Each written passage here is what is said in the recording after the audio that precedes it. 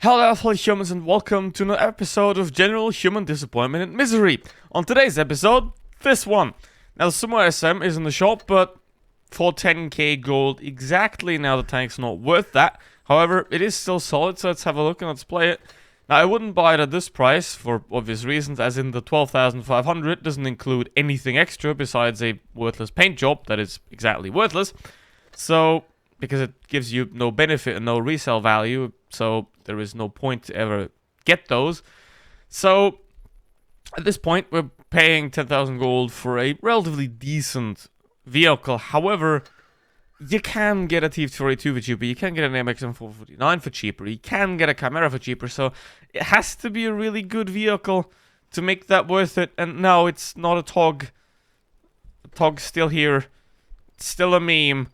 Probably won't make a video on it because there's only 5 days left, but the TOG is a better purchase than the AMX because it's actually a good price. So, with that said, let's have a look at this one, and to the extent, also the Britannia Panther, which is just the Panther a tier lower, that doesn't matter. We looked at the Britannia Panther. So now, let's have a look at the Somua, let's compare the stats a bit, and then let's play it.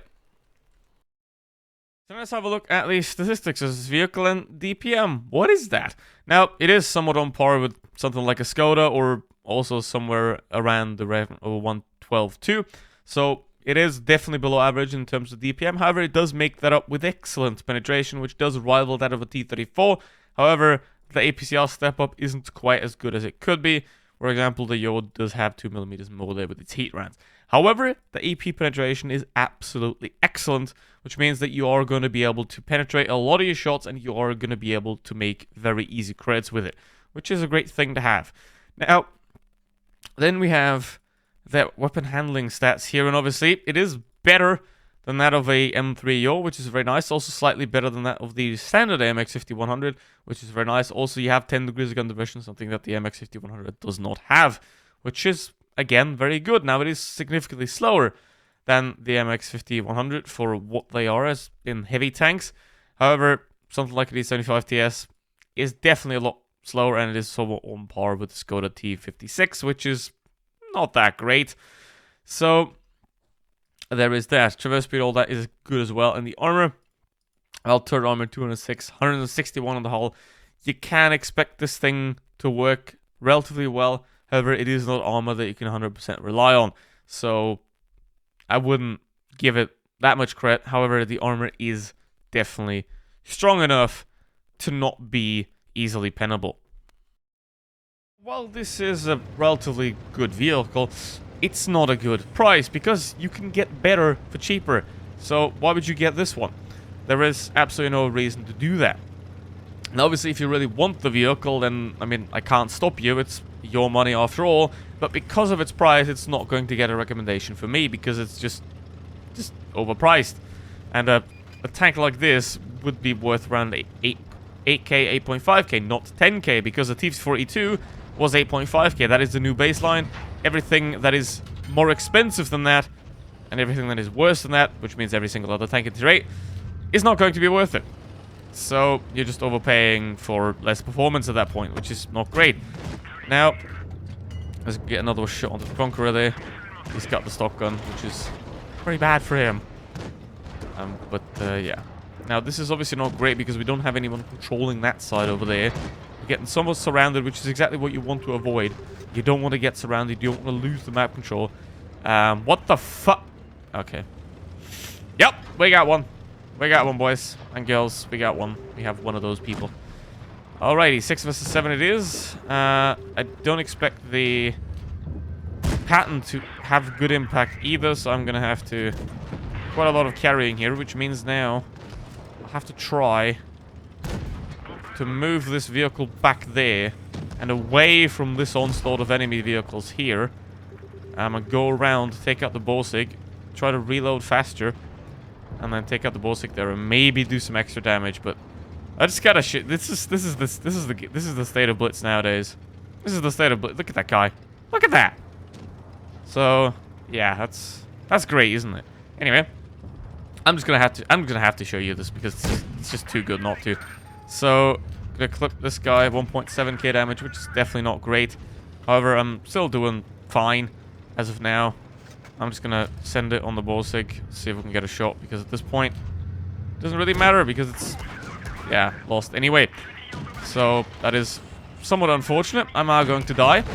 But, you know, guys, as long as you're not this guy, you're already not doing much wrong, so don't be this guy. So here we go into the real battle with the Somua SM here, and obviously, this is not the best of battles. It is Port Bay, which is regularly a good map. However, there's double ML on the enemy team, which is not nice, because obviously controlling this map depends on one thing, and that is that ridgeline in the middle and also the island over there. So if you control those two parts of the map, you can then essentially win the map a lot easier if you then have a team that is somewhat fairly existent, and doesn't instantly melt the second they see an enemy. So that's how it works. Now, if you go over there, that's a very bad idea. That is a very bad play, and that is just not good. So I definitely don't recommend doing that. Never go city, ideally. If you don't have to, don't go city. It's that simple. Because that way, you get more map control. You get more opportunities to do damage. You do more damage, you win more. Boom. So, there we go. VK. Gonna attack the dirt, because that's a very fierce enemy. It's definitely a fiercer enemy than that VK. Because the only strengths that VK-168 has is the inconvenience of it being alive for half an hour, because you can't pin it. Other than that, the tank has no redeeming qualities whatsoever. Alright, Chimera has decided he doesn't want to live anymore. Which is very unfortunate for us. And now, let's sit up here. The reload of this vehicle is quite long, which is not great. That has to be kept in mind. But the clip is definitely good enough to make up for it. You just can't really put yourself into a too far forward position, because if you do that, you're stuck out in the open for 22 seconds, and yeah, you're gonna get clipped and die. Just like that tiger. Good job. Okay, now the ML and the ISU are both low, which is very nice. So we can get rid of those very quickly, hopefully. Chimera's trying to do some kind of flanking maneuver, and the Progetto seems to be interested in that as well. Tracking shot. Might be able to clip him if I do get good rolls here. But I don't. So, there is that. 2.2k, which is okay. So, VK, push that way. Chimera is going to come back as well. The Lorraine's very low, so that's not going to be any concern there. And now, all I got to do here is wait out the reload and then pump it into the Chimera. I'm here, mate. Hello, I'm here. Okay. Guess he doesn't like me. Just gonna unload that. Get up to 3k. Somehow. That's fair, I guess. And that is somewhat of a decent game here already, which is quite nice. And now... Hello there. You ain't gonna pin that, mate. And now... I don't know what he's doing here, really. I mean, obviously, it's clear that he's not the brightest, given that he went city. But YOLOing in if you're in a 1vx situation is about the worst thing that you can ever do, because you'll just get shot by multiple people. What you want to do is essentially what the Chimera did in a very bad way. Just get away. Get away and then have the people face you 1v1, because a 1v1 is a lot easier to win than a direct 1v3. So, Lorraine, if you're seeing this, do better. So, at this point, he drowns himself.